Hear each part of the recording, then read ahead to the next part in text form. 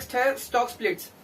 अब स्प्लिट का मतलब क्या होता है, किसी चीज को बीच में से दो टुकड़े कर देना। तो स्टॉक स्प्लिट क्यों किया जाता है वो आपको थोड़ी देर में बताता हूं, लेकिन स्टॉक स्प्लिट से होगा क्या। कंपनी क्या होती है, जो शेयर के ऊपर उसकी फेस वैल्यू होती है। फेस वैल्यू मतलब आपको जब शेयर सर्टिफिकेट मिलेगी, अभी तो वो शेयर सर्टिफिकेट नहीं मिलती, अब तो डिजिटल सर्टिफिकेट आती है, कॉन्ट्रैक्ट नोट जिसको बोलते हैं, तो वो तो मिलती है जब उस पर आपके शेयर की फेस वैल्यू भी लिखी होती है, 1 रुपए, 2 रुपए, 10 रुपए।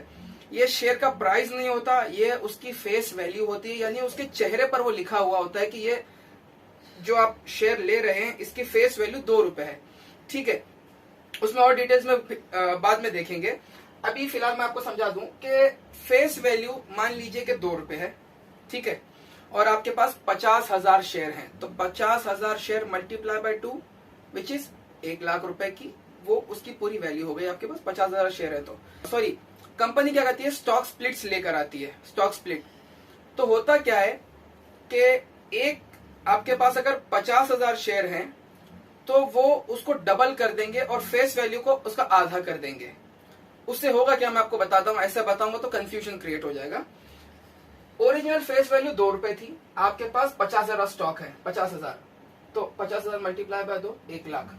अब जब स्टॉक स्प्लिट आता है तो उससे होता क्या है कि फेस वैल्यू उसकी 1 हो जाती है और आपके पास जो स्टॉक्स हैं वो उसकी वैल्यू आपके पास, अब जब 50,000 स्टॉक थे वो उसको 1 लाख कर देते हैं। इसका मतलब ये है क्या कि आपके पास मान लीजिए कि आपने 1 लाख या 2 लाख के शेयर्स खरीदे थे और वो 4 लाख के हो गए, नहीं, ऐसा नहीं होता।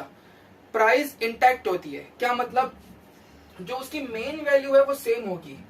क्यों? क्योंकि फेस वैल्यू उन्होंने गिरा दी है। अब इसको मैं और इसी तरीके से समझा दूं कि मान लीजिए मेरे पास पहले से 50,000 स्टॉक्स हैं, ठीक है, और उसकी वैल्यू मान लीजिए 10 लाख है, ठीक है। अब जब स्टॉक स्प्लिट आएगा तो मैंने बताया था कि फेस वैल्यू गिरेगी, बराबर। फेस वैल्यू 2 रुपए से 1 रुपए हो जाएगी और मेरे पास शेयर्स उसके डबल हो जाएंगे।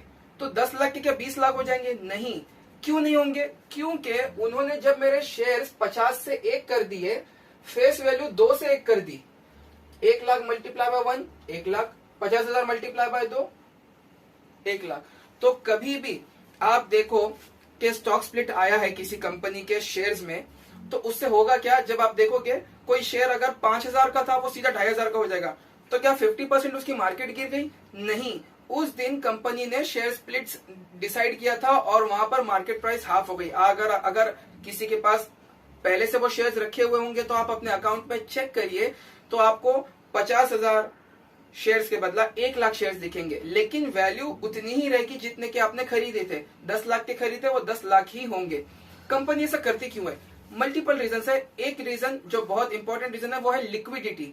लिक्विडिटी पानी नहीं, लिक्विडिटी का मतलब है बहुत सारे लोग लेना और बहुत सारे लोग उसको बेचना। स्टॉक्स कई हाथ एक साथ बदले कंटिन्यूअसली, उसको कहते हैं लिक्विडिटी। मेरे पास ऐसा कोई घर है जो ऐसे इलाके में है जो वहां पर कोई आता ही नहीं, कोई देखता ही नहीं, और वहां पर रहने के लिए सामान नहीं है, दुकानें नहीं है, बहुत कम है और स्टेशन से बहुत दूर है। तो वो घर जल्दी बिकेगा या वो घर जो स्टेशन के एकदम करीब है, पूरी मेन सोसाइटी है, मार्केट है नजदीक, तो कौन सा घर पहले बिकेगा?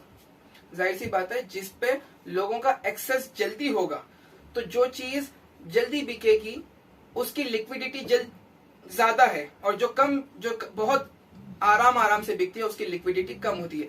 अब मान लीजिए ये एमआरएफ है। एमआरएफ इंडिया का सबसे महंगा स्टॉक है। एमआरएफ, उसका एक शेयर आज एज ऑफ 3 जुलाई 2023 उसका 1 लाख का एक शेयर आता है।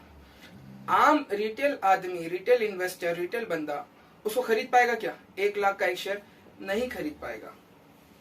तो अब मैं इसको और इजी कर दूं, कोई शेयर प्राइस है 10,000 का और रिटेल इन्वेस्टर 10,000 का एक शेयर खरीदेगा। वो बोलेगा जाने दो भाई, 10,000 का एक शेयर नहीं खरीदता, 500 वाले जो है वो 20 खरीदता हूं। तो लिक्विडिटी क्या हो गई उसकी? कम हो गई। अब ऐसा कोई शेयर जो 1 लाख के बदला 200 रुपए का है तो उसकी लिक्विडिटी ज्यादा है, क्योंकि बंदे जो है, लोग जो है, इन्वेस्टर्स ज्यादा उसको खरीदेंगे और बेचेंगे। और अब इसको एक शेयर खरीदने को आपको 1 लाख लगेंगे, लेकिन जो शेयर 1000 का होगा 1 लाख में वो 100 आ जाएंगे।